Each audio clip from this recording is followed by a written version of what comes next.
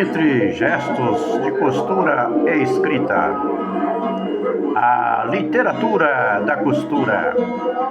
Vou estudando e vou na frente.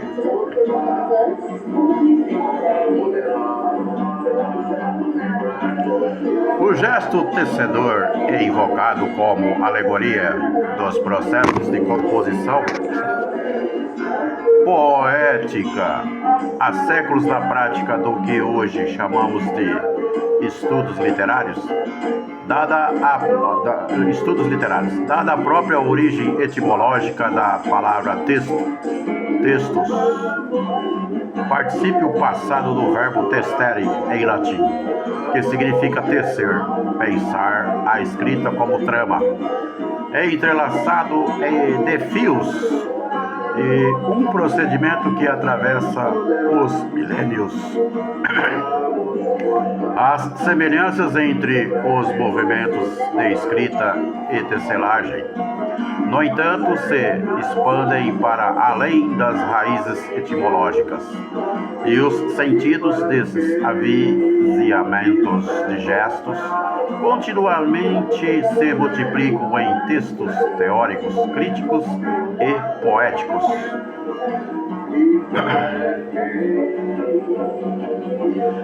De início, acredito ser importante participar os sentidos apontados pela expressão gesto tecedor que guia a escrita deste texto.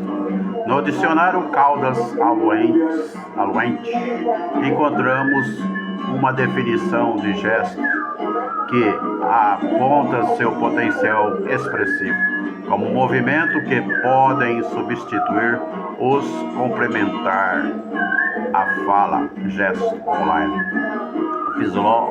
O filósofo Wilhelm Flusser, de 2014 a 1991, apresenta uma definição que ressalta o que diferencia um gesto de outro tipo de movimentos, porque neste se articula uma liberdade, embora seja o gesto, enquanto movimento, que é tão determinado e explicável como qualquer outro movimento.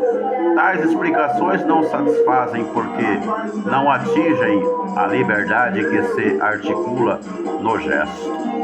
Flusser, 2014 a 1991.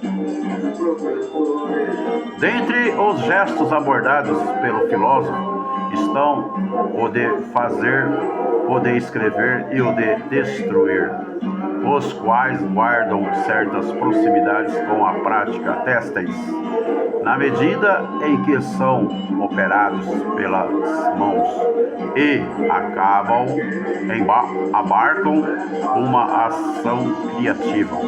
Mesmo o movimento de destruir, que é o princípio, poderia ser considerado como mera negação dos outros, é apresentado pelo filósofo enquanto possibilidade de articulação da liberdade, ao propor o desordenamento, a abolição das estruturas, a abertura dos parâmetros. Sobre o adjetivo tecedor, nos interessa destacar a pluralidade de práticas por ele representadas, dentre as quais a tecelagem, o bordado, a costura, a tapeçaria, tradicionalmente associada ao feminino. As práticas têxteis se estabelecem na cultura ocidental como território de imposição do ideal de feminilidade proposto pela patriarcado e, ao mesmo tempo, como terreno de expressão artística e política para as mulheres. E a partir do agrupamento, de um modo geral, se estrutura a alegoria da composição textual. No debate teórico sobre autoria, Banders aponta para o caráter coletivo da escrita, posto que imagens e sentidos são articulados e circulam entre culturas.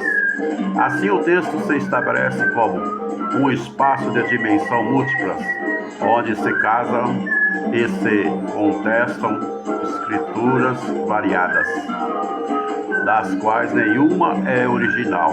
O texto é o tecido de citações, saídas do mil focos da cultura. Certamente frutífero não é esse aspecto do gestor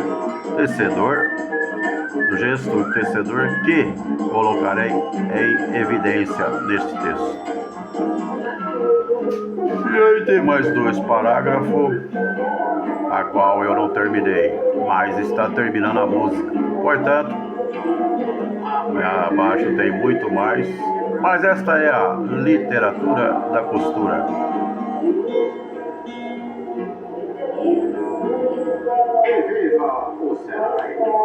E viva o Senai!